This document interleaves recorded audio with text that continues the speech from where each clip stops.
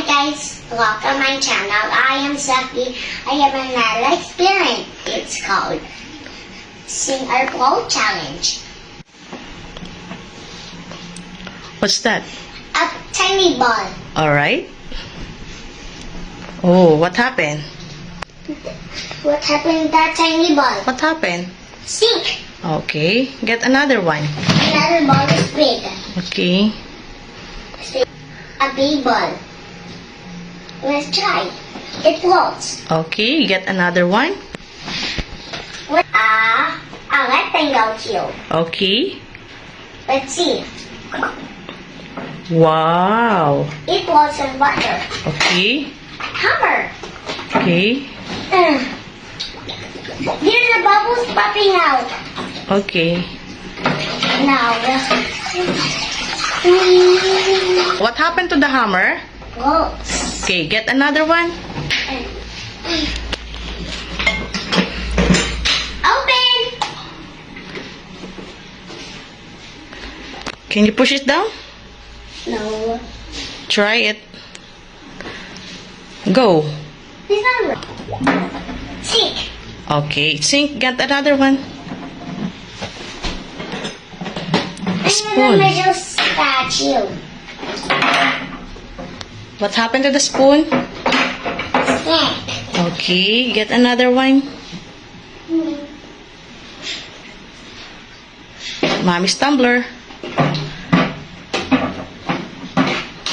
What happened to Mommy's tumbler? Well, it's up on my tumbler. Okay, get another one. Come on.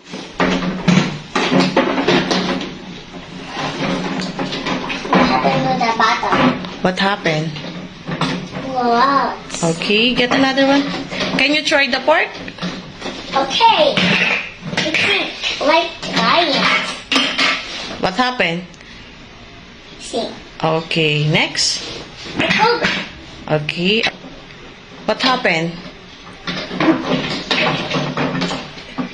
Sink or float?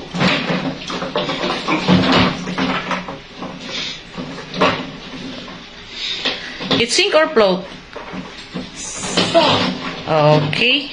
And now it's floating. Okay. It's floating away. Okay. Look, what happened? What happened? Floats. Okay, it float. Next, can you try another one?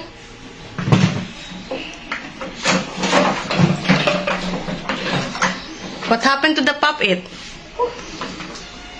Sink. Okay, how about your dinosaurs? 1, 2, 3, 4, 5.